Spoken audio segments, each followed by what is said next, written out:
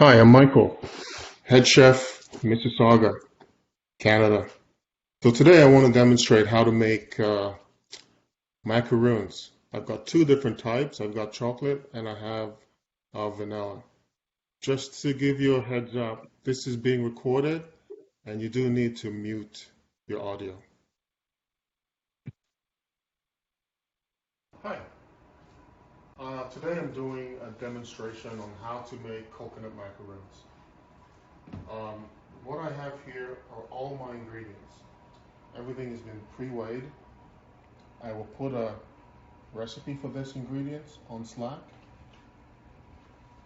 As I go around, I have a scale that I use here. This scale, the capacity is 5 kilo.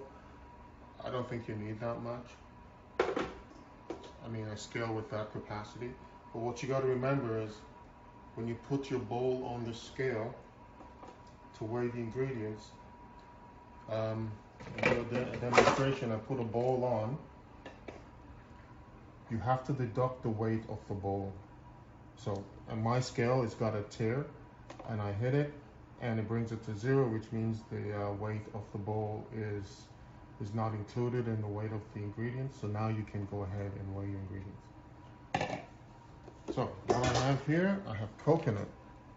So the coconut that I have is diced coconut. It's not shredded. It's diced, unsweetened. So when we mix our ingredients, it's going to absorb all of the moisture, and then we're able to pipe it. I have just plain sugar here. This is cream, 10%. My recipe actually calls for 35% cream, but I'm trying to cut down the fat a little bit. I have cherries, which will go on the top of my cookies. Egg whites, which is a part of the ingredients to making the cookies. And here I have glucose. So glucose, I get them in the bulk, but you can probably find this at a bulk store, maybe Bulk Barn or any other comparable store that have any kind of bulk product. Now, what I'll do now, if you follow me over to the stove here, I will start adding my ingredients. So we add all of the egg whites,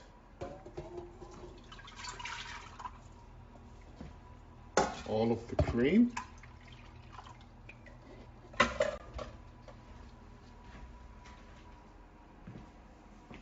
we add the butter. By the way, I will have this recipe on Slack. I'm just going through the method of making it. And then we add sugar.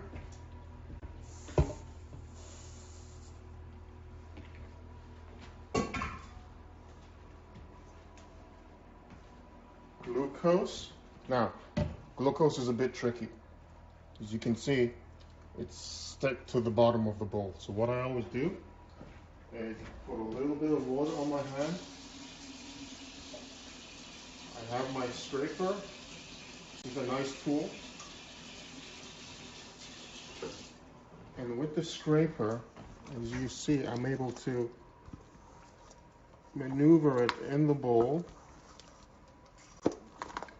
The water, not too much water, or it'll change your recipe. And then I take it and pour it into the egg white, sugar, and butter mixture.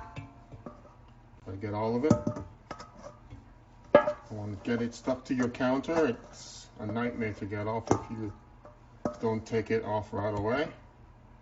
Put this in the wash.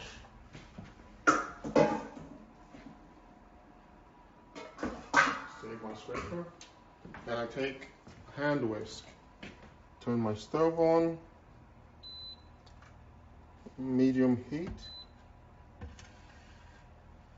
Maybe 7. Put a little vanilla.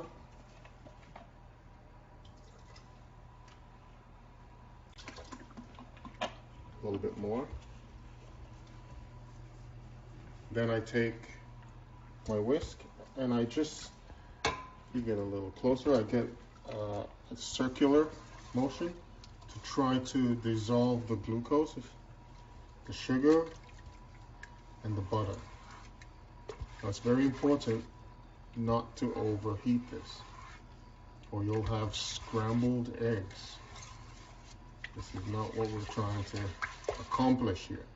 Again, I'm going in a circular motion. I go back and forth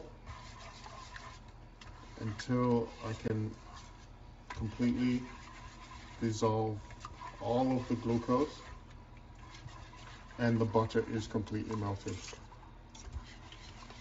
So while this is going on, I come over to my mixer. Now, safety moment. Mixer has to be unplugged. Usually a larger mixer of this size would have a guard on it so you don't slip your hand inside. So now I put the attachment on my paddle. Put it, turn it. Then I put my coconut in it. Put my coconut.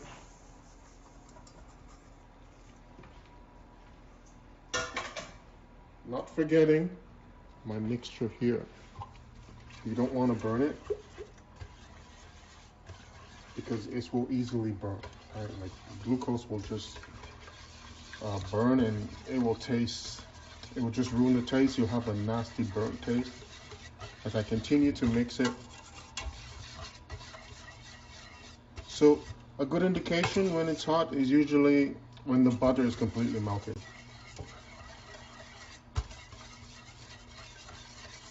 Circular motion. Trying to get all of the ingredients in.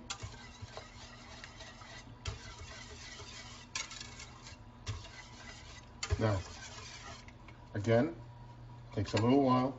I let it sit. Bring my coconut mixture up. Now, I plug my machine in. Everything is off. I now put it on a very slow speed just to incorporate the coconut mixture in.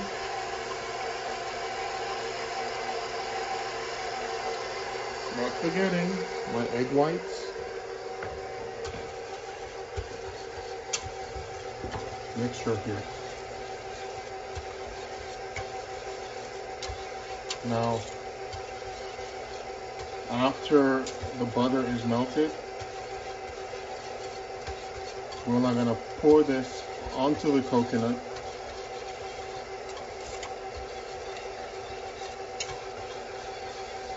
So, a good way to check to make sure you're not burning is to check your whisk.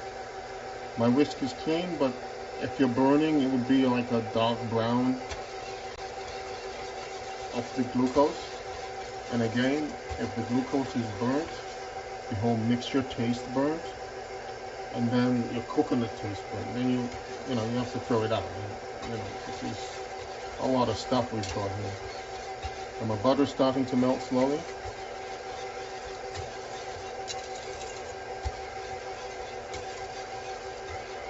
So again, while it's mixed, I set my other stuff.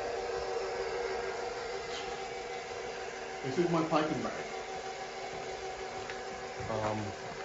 Put my hand in, make sure that the nozzle is correct. I've got a tube that goes in. So the size of the tube normally tells you on the side what size it is. I prefer a little larger, but I don't have the luxury of running around to try to get the stuff that I need, so I'll use this one. I put it all the way in. It comes through the other end, and then I make it snug. All right. Okay. Not forgetting my mixture here.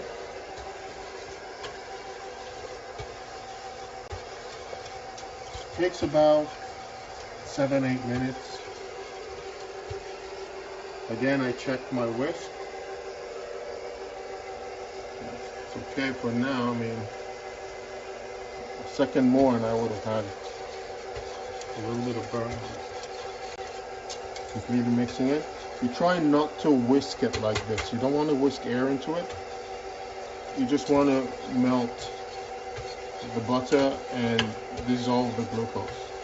So you just go in a circular, you go one way, stop, and then you just keep going around. As you can see, my butter is almost completely gone. I'll get a little bit more. Trying not to scramble the eggs, because it's sitting directly on heat here.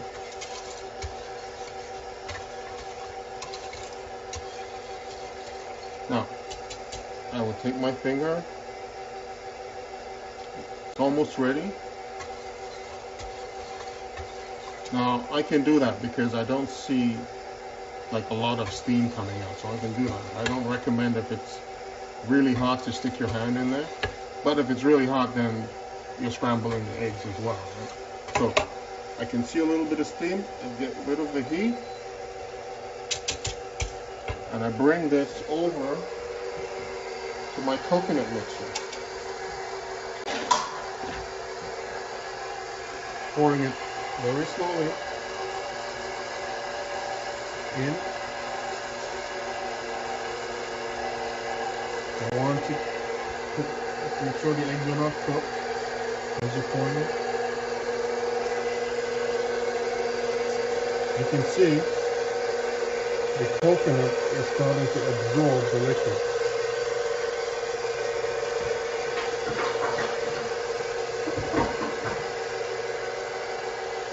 Take my spatula, machine stops, unplug it, scrape it down the side,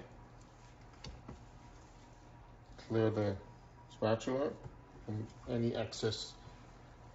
So now you can see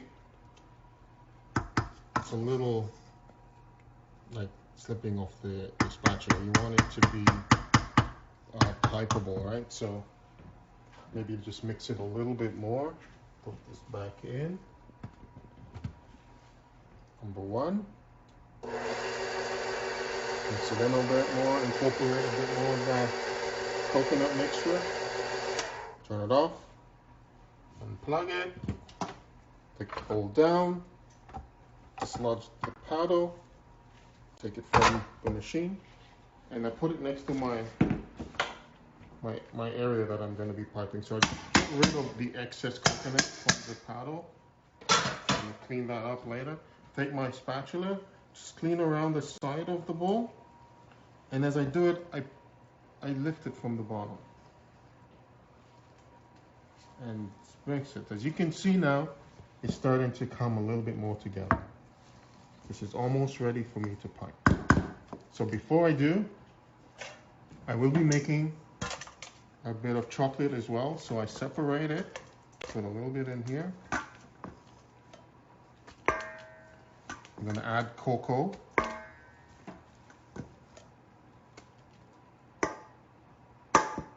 Maybe a little bit more. Now put it to the side. Now I have to be really quick because the longer it sits, it gets cold, it's harder to pipe. I once had to break my piping bag because it was so stiff. And now I'll get this mixture into the bag.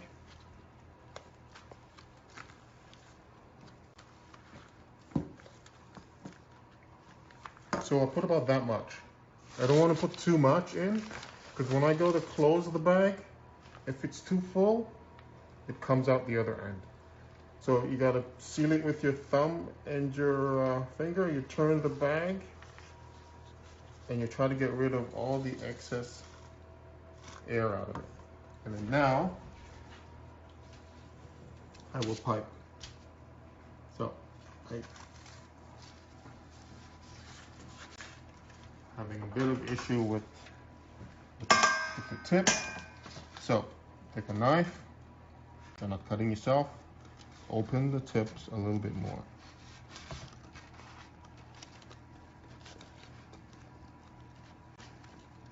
Okay, try that again. Again, you go like in a circle, make a rosette.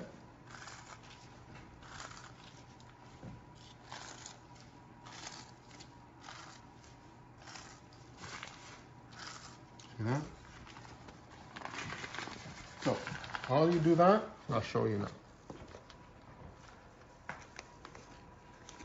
Put it again.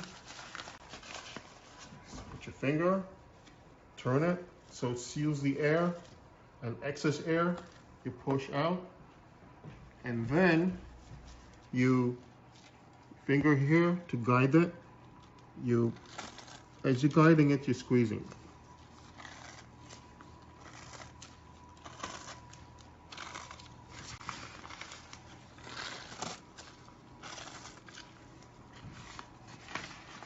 Again.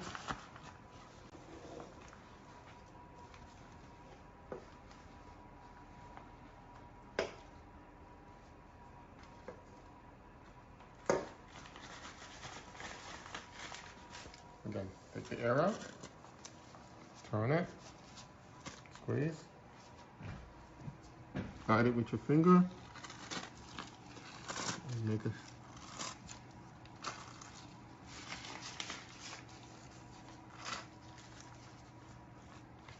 So what I'm going to do now, I'm going to do the other hot chocolate.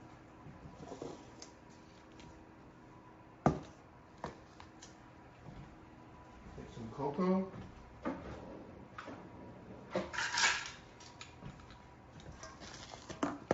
Tablespoon.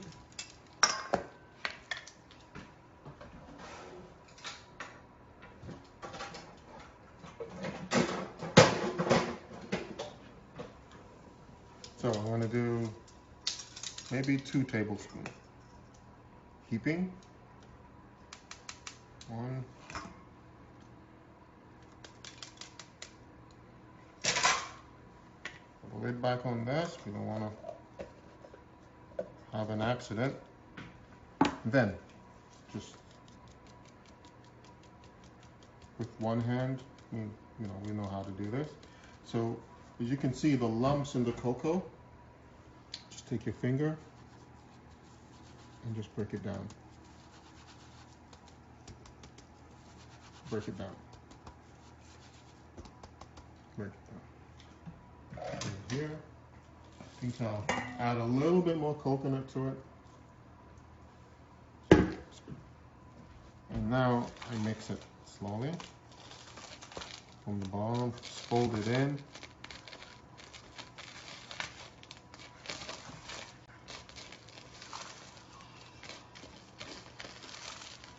Fold it in completely, and then I just mix it right in a circle. Combine all the cocoa with coconut.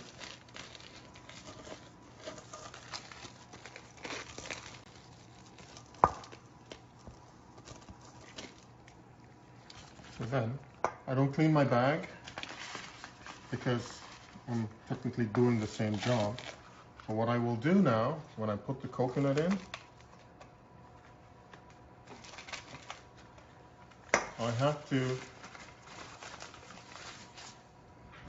get rid of the air, and then as you squeeze it, you'll see from the coconut coming out until it's all chocolate. Then you know you're ready. Again, you pipe it exactly how you did before. This one is a little easier to pipe because I add cocoa to it.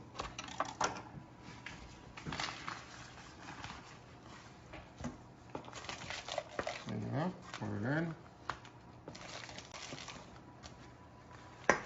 Again, take a little bit of air. And now pipe it.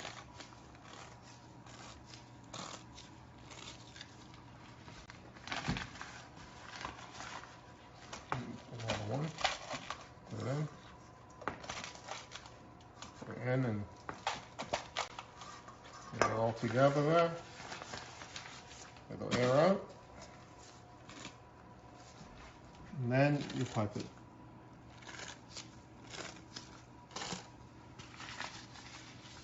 Not easy, but after a while, you'll get the hang of it.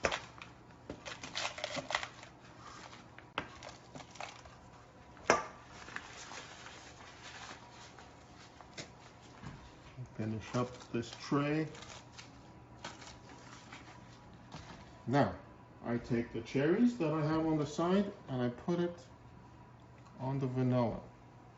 Stick the cherries in. So usually at this time of year, we sort of do things like this for Passover. For the high holidays, they cannot eat any kind of flour. So with these cookies, we also have a mandelbrot that we use, and we made it out of Special K. Again, no flour, just Special K, ground almonds, cinnamon. It's actually quite good. See, just putting the cherries in. Now, I cut these cherries in 4. You don't have to do that. You can cut them in half. It doesn't take any more time in the oven.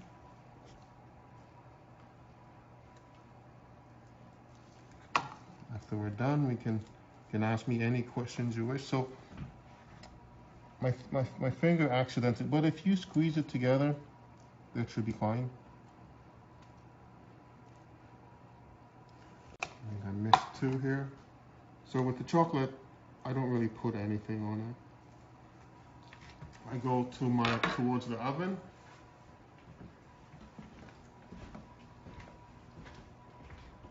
Temperature is set at 350. It's baked. This is a convection oven, similar to the ones we have at work. Pull it down, put the tray in, and this should bake for maybe 20 minutes, half an hour.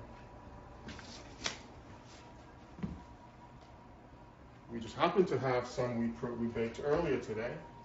So this is what it looks like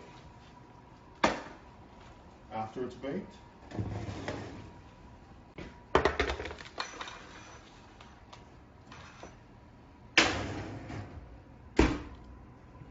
Chocolate, vanilla.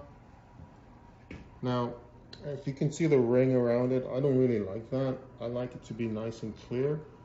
But, you know, the recipe I used, I cut it from 25 pounds to 1 pound. So, you know, sometimes when you do that, you know, the liquid in the recipe doesn't react the same.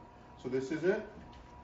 What you can do is put them nicely in a platter, or you can put them together in boxes, however you wanna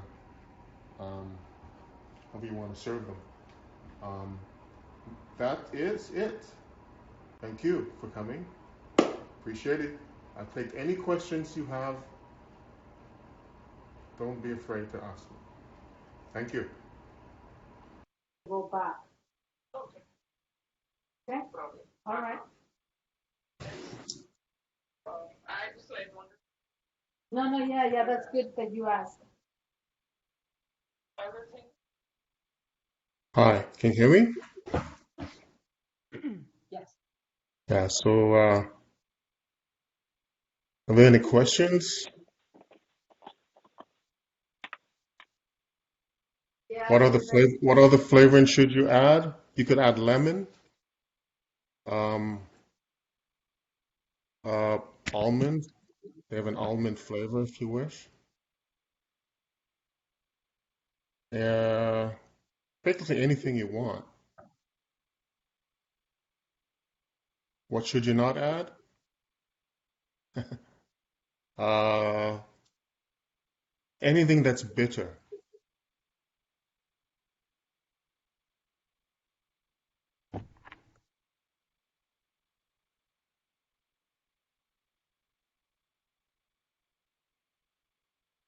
What is a good sub for glucose?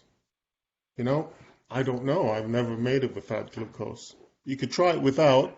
It's just that the glucose binds it together and able for it to stick while you pipe it. Hey, Chef Chris chiming in. I've used light corn syrup in the past because glucose isn't always available. So the light corn syrup is what I used to use. back in the day. To be honest, I've never tried anything but glucose. Um, Simply because it's invert sugar and it's thick and gooey and it keeps the product together. Where corn syrup is almost like maple syrup a little bit. It was a little thicker. So Yeah, I really don't know. I've used maple syrup as well, and also molasses for a wintry version. You use glucose when you make it? You use No, egg white? never. Egg Have white, you used yeah. egg white? Okay. Yeah, I before I started working for Compass, I was a pastry chef. Oh, nice. So I never Nice. met Where'd you. I you? used to work at Intuit. I'm at Qualcomm now. We're looking at your guys' videos to get inspiration for the videos that we're going to be doing starting next week. Oh, nice. So thank you for doing your display today. It gave me some ideas on how to set up mine. No problem. How long will it last? The ones you saw in the video, I still have some of them now. So they should last about 2 weeks, and then they start to dry out and get hard.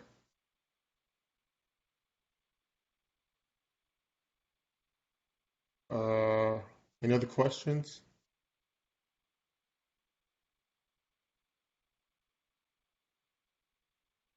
No?